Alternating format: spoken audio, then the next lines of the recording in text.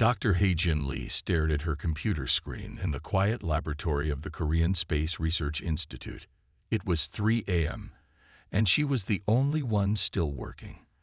The data from the Mars rover kept showing something unusual, something that made her heart beat faster. She rubbed her tired eyes and took another sip of cold coffee. The chemical readings from the Jezero crater were different from anything she had seen before. Where most Mars samples showed simple mineral patterns, these showed complex organic compounds, the kind that could only come from living things. "This can't be right," she whispered to herself. She had checked the data 5 times already. The patterns were clear. These were not just random chemical traces.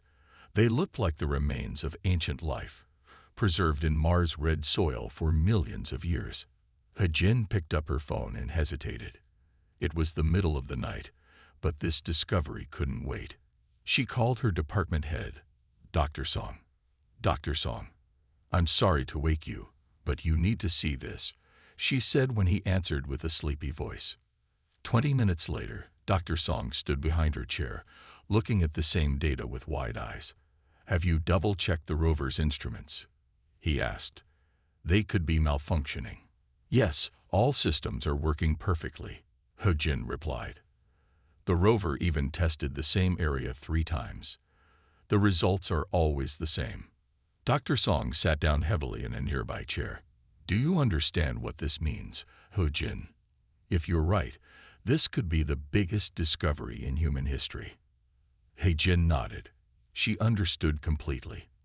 For years, scientists had searched for proof of life on Mars. Now, in the middle of a quiet night in South Korea, she might have found it. The next few days passed in a blur of activity. Scientists from around the world began calling the institute. Everyone wanted to see the data. Hae-Jin hardly slept, explaining her findings again and again to different experts. A week after her discovery, she stood in front of a room full of reporters. Camera lights flashed as she explained what she had found. "The chemical signatures we discovered suggest that life once existed on Mars," she said clearly. "These aren't just simple compounds. They show patterns that we typically see in fossilized life forms on Earth." The reporters asked many questions. Was she sure? Could this be a mistake? What kind of life had she found evidence of? Hae-Jin answered each question carefully. "We need to do more research," she explained. "This is just the beginning. We need to send a team to Mars to study these findings directly." After the press conference, Hae-Jin returned to her lab. As she looked at the data again, she felt both excited and scared. Her discovery would change how humans saw their place in the universe. It meant Earth wasn't the only planet that had developed life. That evening, as she packed up her things to finally go home and rest, her phone rang. It was the director of the International Space Agency.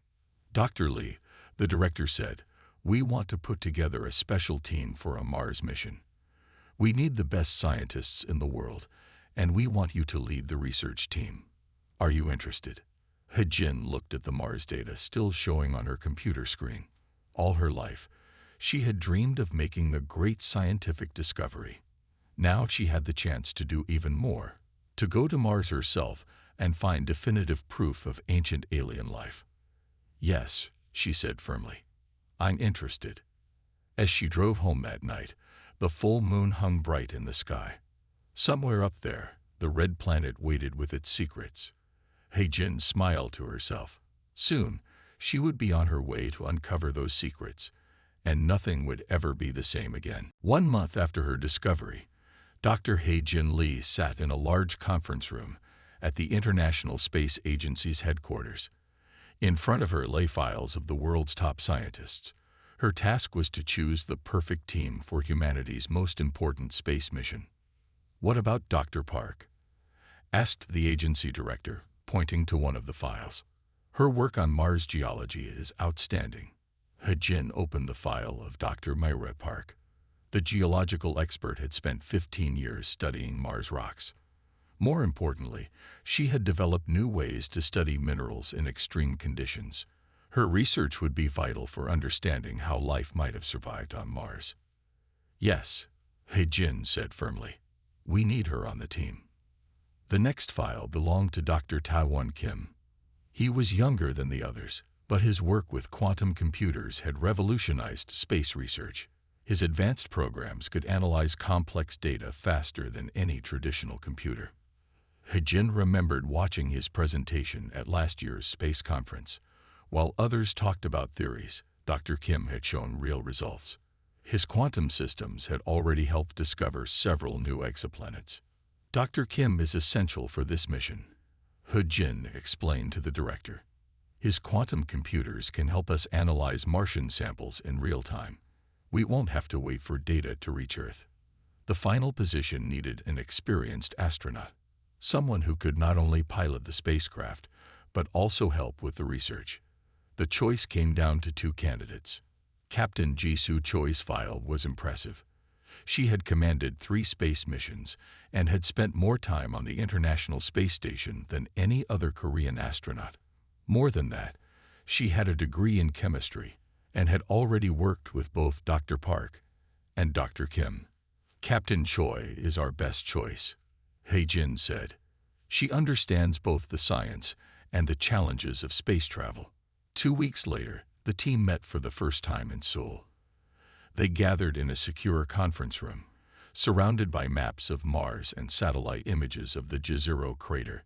The mission will take 2 years, He-Jin explained to her new team. 6 months to reach Mars, 1 year for research, and 6 months to return. We'll be the first humans to look for life on another planet.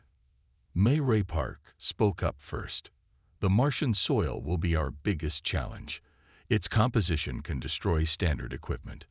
But I've been developing special protective coatings that might help. Taewon Kim nodded in agreement. My quantum systems can help us predict where the best samples might be. But they'll need protection from Mars dust and radiation. The dust storms will be dangerous, Captain Choi added. I've studied the weather patterns. We'll need to time our landing and research carefully. As they discussed the challenges, He-Jin watched her team with growing confidence. Each person brought unique skills and experience. Together, they might actually succeed in proving that Mars once held life. The meeting lasted for hours. They discussed equipment needs, emergency procedures, and research priorities. By the end, they had started to feel less like individual scientists and more like a team. We have 6 months to prepare, He-Jin said as the meeting ended. Training begins tomorrow at the Space Center. Get some rest. We're about to start the most important journey in human history. As the others left, He-Jin stayed behind, looking at the large map of Mars on the wall. The red planet seemed to stare back at her. Somewhere on that distant world, evidence of ancient life waited to be found. Her team would be the first to search for it in person. The sound of footsteps made her turn. Captain Choi had returned to the room. Are you ready for this? The astronaut asked quietly. He-Jin smiled. No one is ever ready to make history, she replied. But we're going to try anyway. The spacecraft, Hazel, stood tall against the morning sky at the Nuro Space Center. Its white surface gleamed in the sunlight as the 4 crew members walked toward it in their spacesuits. Around them, hundreds of people watched, including their families, fellow scientists, and news crews from around the world. Dr. He-Jin Lee looked up at the spacecraft that would be their home for the next 2 years. 6 months of training had prepared them for this moment, but her heart still raced with excitement and fear. Captain Jisoo Choi led them up the walkway. As they climbed, He-Jin remembered the captain's words during training. Space is unforgiving. We must trust each other completely to survive. Inside the Hazel, each crew member went to their assigned positions. The cabin was cramped but efficient, filled with screens, controls, and scientific equipment. Dr. Myra Park and Dr. Taewon Kim secured themselves in their seats as Captain Choi began the launch sequence. Mission Control, this is Hazel, Captain Choi said into her microphone. All systems are ready for launch. The countdown began. He-Jin closed her eyes and thought of all the years of work that had led to this moment. When she had first found signs of life on Mars, It had seemed like an impossible dream to go there herself. Now that dream was about to become real. 3, 2, 1, liftoff. The roar of engines filled the air. Hejin felt the massive force pushing her back into her seat as the Hazel rose from Earth. Through the window, she watched their home planet grow smaller and smaller until the blue sky turned to black space. 2 weeks into their journey, as the crew settled into their daily routines, the first crisis struck. Dr. Kim noticed it first on his quantum computers. "Captain," he called out urgently, "I'm detecting a massive solar flare heading our way." Captain Choi rushed to her station. Solar flares were one of the biggest dangers in space travel. Their radiation could damage equipment and harm the crew. "How long do we have?" she asked. 30 minutes at most," Dr. Kim replied, his fingers flying over his keyboard. "It's much bigger than anything we prepared for." Hejin and Mary joined them at the control panel. The data showed a wall of radiation racing toward them through space. Their ship's normal shields might not be strong enough to protect them. "We need to reroute power to strengthen the shields," Captain Choi said. "But that means shutting down some of our systems." "The scientific equipment," Hejin said with alarm. "If we lose power to the preservation units, we might damage our ability to collect samples on Mars." Myray studied the ship's power systems. "What if we use the backup generators to protect the critical science equipment?" "Too risky," Captain Choi replied. "We need those backups in case the main systems fail." Dr. Kim spoke up. "Wait, my quantum systems might help. They can calculate the exact strength and direction of the flare. We can position the ship to take the least damage." They worked quickly as the solar flare approached. Dr. Kim's quantum computers processed massive amounts of data, showing them the safest position. Captain Choi turned the ship, using the least vulnerable areas to shield their most important equipment. When the solar flare hit, the Hazel shook violently. Warning lights flashed across all their screens, but the ship held together. Dr. Kim's calculations had worked. They had survived the worst of the radiation. Hours later, as they checked their systems for damage, Hejin found Captain Choi alone in the control room. "That was close," Hejin said quietly. The captain nodded. "Space will test us again and again," she replied. "But today proved something important. We work well as a team." Through the window, Mars shone as a red dot in the distance. They still had months of travel ahead, but they had passed their first major test. The search for ancient life would continue. After 6 long months in space, the red surface of Mars filled the windows of the Hazel. The crew checked their landing systems one final time as they prepared to make history. They would be the first humans to land near the Jezero crater, where Dr. Hejin Lee had discovered signs of ancient life. "Landing sequence starting," Captain Jisoo Choi announced. Her hands moved steadily over the controls as she guided their spacecraft toward the landing site. Everyone secure for descent. The landing was the most dangerous part of their mission. Many spacecraft had crashed trying to land on Mars. The thin atmosphere made it difficult to slow down enough for a safe landing. Dr. Taiwan Kim's quantum computers helped guide their descent, calculating wind patterns and atmospheric conditions. Dr. Myray Park watched her instruments carefully, measuring the composition of the atmosphere around them. The Hazel shook as it entered the Martian atmosphere. Orange flames appeared outside their windows as friction heated the spacecraft's heat shields. Hejin held tightly to her seat, watching as the ground grew closer and closer. "Parachutes deployed," Captain Choi reported. The spacecraft slowed dramatically, preparing final landing burn. The surface of Mars rushed up to meet them. Dust clouds billowed around the spacecraft as its engines fired. With a gentle bump, the Hazel settled onto the red soil of Mars. For a moment, everyone sat in silence. Then Myray spoke softly. "We did it. We're actually on Mars." The crew spent the next day running safety checks and preparing their equipment. When everything was ready, they put on their spacesuits and stepped out onto the Martian surface. "It's like a desert, but redder," Ho Jin said as she took her first steps. The Jezero crater stretched out before them, its rocky walls rising in the distance. Somewhere in this ancient crater lay the evidence they had come to find. They began setting up their research base, solar panels for power, communication equipment to talk to Earth, and most importantly, their research vehicle. The vehicle would carry them and their equipment across the Martian surface to collect samples. But as they prepared the research vehicle for its first test drive, they discovered a problem. The vehicle's wheels wouldn't turn properly. "The motors are failing," Dr. Kim said as he examined the vehicle's systems. "Something is interfering with the electrical components." Dr. Park collected samples of the red dust covering the vehicle. After analyzing it in their mobile lab, her face grew worried.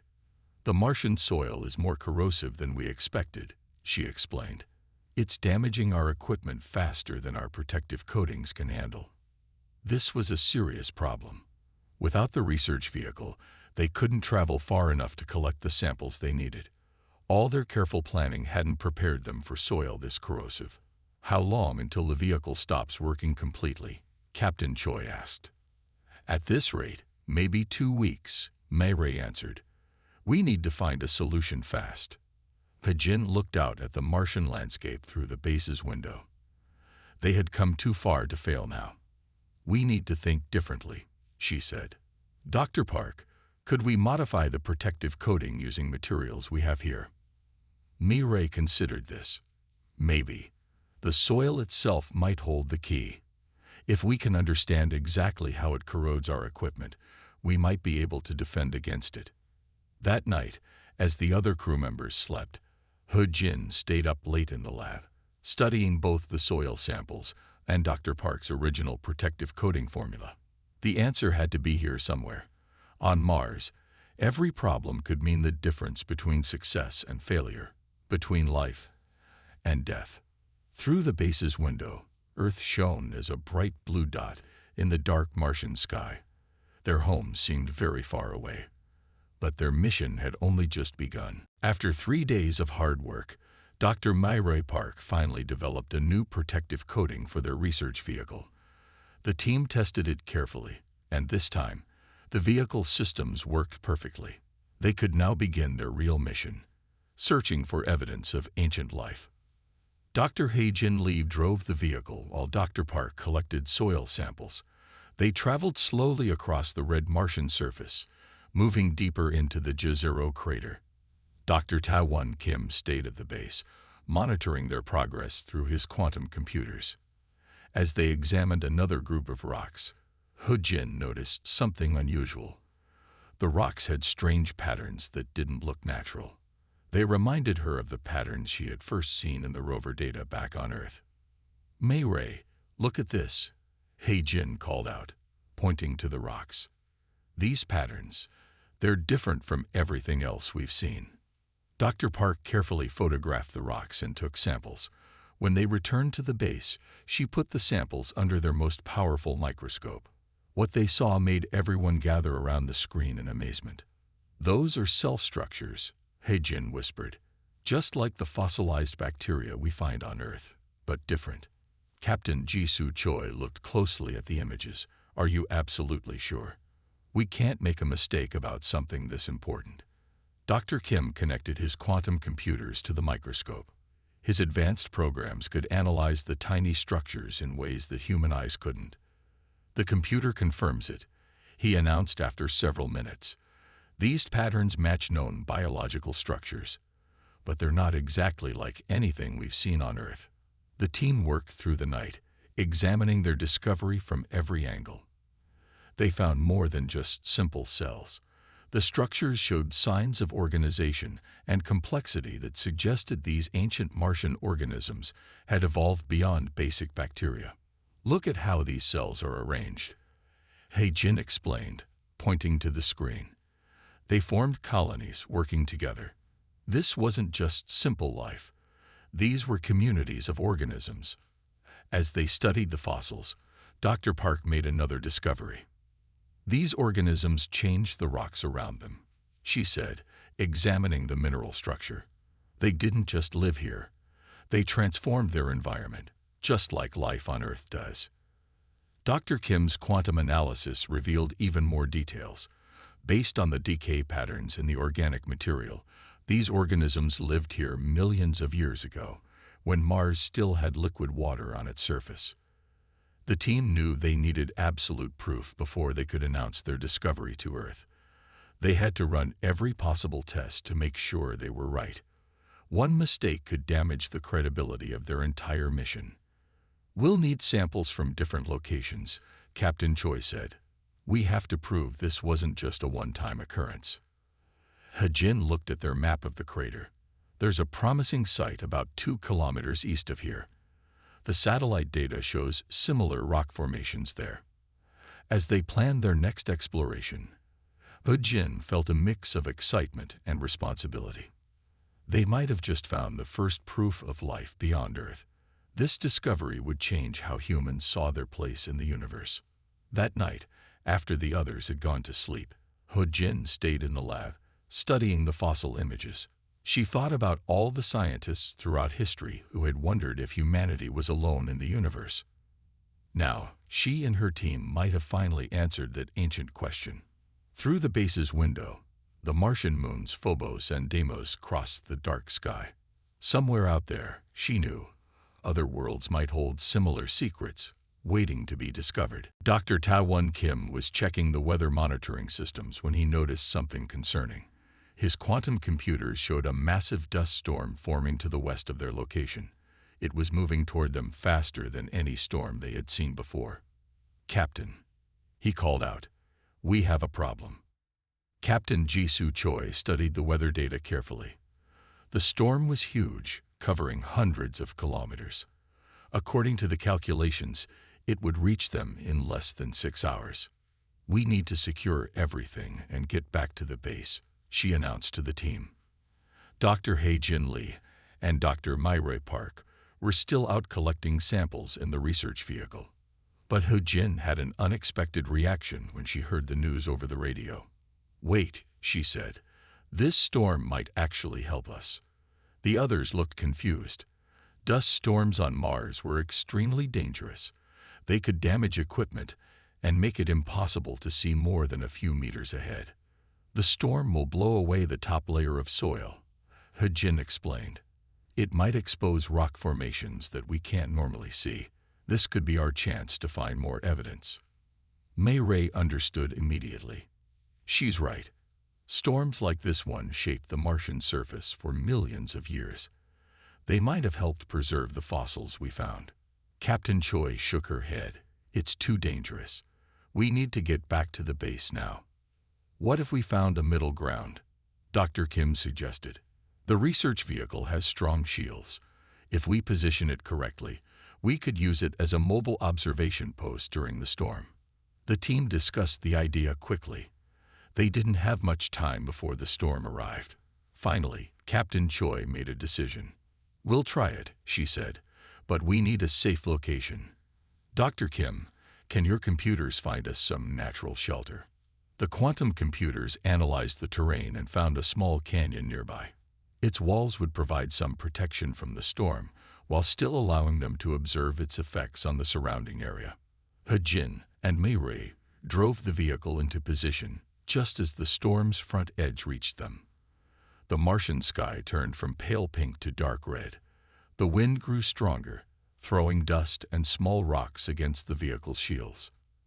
Inside the vehicle, the team watched their instruments carefully. The storm's powerful winds were indeed removing layers of soil, revealing rock formations that had been buried for thousands of years. "Look at that." Myrae pointed through the reinforced windows. The storm had exposed a large section of rock that showed clear signs of water erosion. This was evidence that the crater had once contained a lake or river. Despite the dangerous conditions, they managed to use the vehicle's external cameras to document everything. The storm was doing their excavation work for them, revealing new layers of Mars history with each passing hour. But as the storm grew stronger, they discovered another problem. The vehicle's oxygen recycling system was working harder than usual to filter out the fine Martian dust. They were using up their oxygen supply faster than planned. "We need to make a choice," Captain Choi said. "We can either return to base now or stay and gather more data. But if we stay, we risk running out of oxygen before the storm ends." He-Jin looked at the readings from their instruments. They were gathering invaluable data about both the storm and the newly exposed rock formations. Leaving now would mean losing this unique opportunity. The storm raged around them as the team faced their difficult decision. The howling wind and darkness outside reminded them that on Mars, every choice could mean the difference between success and failure, between life and death. The dust storm continued to rage around the research vehicle as the team checked their oxygen levels again. They had enough for 3 more hours if they returned to base immediately. But the storm was revealing amazing new evidence of ancient life on Mars. Dr. He-Jin Lee studied the latest images from their cameras. The storm had uncovered a whole wall of rock containing what looked like fossilized remains. These weren't just simple cells like they had found before. These fossils showed signs of more complex life forms. "We can't leave now," she said firmly. "This could be the greatest discovery in human history." Captain Jisoo Choi looked at their oxygen readings with concern. "If we stay, we'll have to find a way to save oxygen. We won't have enough to get back otherwise." Dr. Taiwan Kim had an idea. He had been working on his quantum computers, calculating different ways to save their resources. "What if we shut down life support in parts of the base?" he suggested over the radio. "We could redirect that oxygen to the research vehicle." The team discussed this option carefully. Shutting down life support in parts of the base was risky. If anything went wrong, those sections might be damaged beyond repair. But it might give them the extra time they needed. "I can control it remotely," Dr. Kim explained. "We'll keep life support running only in the main laboratory and sleeping quarters. Everything else can be shut down temporarily." Dr. Myray Park was examining the newly exposed rock wall through their strongest camera lens. "These patterns," she said excitedly. "They look like sea creatures, similar to the earliest animal life on Earth, but different in fascinating ways." Captain Choi made her decision. "Do it," she told Dr. Kim.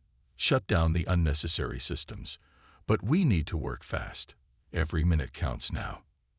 As Dr. Kim redirected their oxygen supply, the team worked quickly to document their discoveries. The storm had revealed layer after layer of Mars history. They found more than just fossils. They saw signs of ancient riverbeds, mineral deposits left by hot springs, and layers of sediment that could only have formed in a large body of water. "This whole area was once alive," He-Jin said as she studied the evidence. "Not just a few cells or simple organisms. This was an entire ecosystem." They worked for hours, collecting data and samples.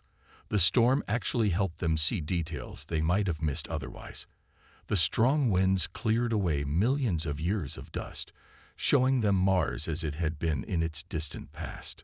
Finally, their oxygen reserves reached a critical level. They had to return to base immediately. As they drove back through the storm, He-Jin carefully protected their precious samples. They had risked everything for these rocks, but the risk had been worth it. Back at the base, they found some sections without power or heat, just as planned. But the main laboratory was working perfectly. They quickly began analyzing their new samples. "Look at this," Myray called to the others, pointing at her microscope screen. The fossils showed clear signs of different species living together, just like in Earth's oceans. Some of the creatures had hard shells, others had soft bodies preserved in the ancient mud. That night, as the storm slowly weakened, the team prepared to send their findings back to Earth. They had taken a dangerous risk by staying out in the storm, but they had found something amazing. Proof that Mars once had complex life. He-Jin looked at their samples, carefully stored in the laboratory. These rocks would change everything humans thought they knew about life in the universe. The sacrifice of their base's resources had given them the greatest scientific discovery in history. 6 months after their amazing discoveries in the Jezero crater, the Hazel spacecraft approached Earth. Inside, Dr. Hae-Jin Lee and her team carefully washed over their precious cargo of Martian samples and data. These small pieces of rock would change how humans understood life in the universe. The journey back had been calmer than their trip to Mars. They had spent the time organizing their research and preparing reports about everything they had found. Each day, they made new discoveries as they studied their samples more carefully. "I still can't believe what we found," Dr. Myray Park said as she checked the sealed containers holding their most important fossils. Not just simple cells, but complex life forms. Real Martian animals. Dr. Ta-Won Kim's quantum computers had been working constantly during their return journey, analyzing every piece of data they had collected. "The evidence is absolutely clear," he said. "Mars once had oceans, complex life, and entire ecosystems, just like Earth." As Earth grew larger in their windows, Captain Ji-Soo Choi prepared for their final landing. News of their discoveries had traveled ahead of them. The whole world was waiting to see the proof of life on another planet. "Landing sequence starting," Captain Choi announced. This time, the landing felt easier than their arrival on Mars. Earth's thicker atmosphere helped slow their spacecraft gently. When they stepped out of the Hazel, thousands of people were waiting to greet them. Scientists, government officials, and news reporters had gathered from every country. The 4 crew members walked carefully, their legs adjusting to Earth's gravity after so long in space. In the weeks that followed, the team presented their discoveries to the world. They showed images of the fossils, explained their research, and answered endless questions. Scientists from every country came to study their samples. "These creatures lived on Mars millions of years ago," Hae-Jin explained during a major presentation. "They show us that life can develop on other worlds. We are not alone in the universe." The team's discovery changed how humans thought about space and life itself. Countries that had been rivals began working together on new space missions. Young people everywhere became interested in science, dreaming of making their own discoveries on other planets. One evening, 6 months after their return, the team met for dinner at a quiet restaurant in Seoul. They had become more than just colleagues during their mission. They were now close friends who had made history together. "What do you think we'll find on other planets?" Mireille asked as they looked up at the stars through the restaurant's window. "I think we've only begun to understand what's possible," Hae-Jin replied.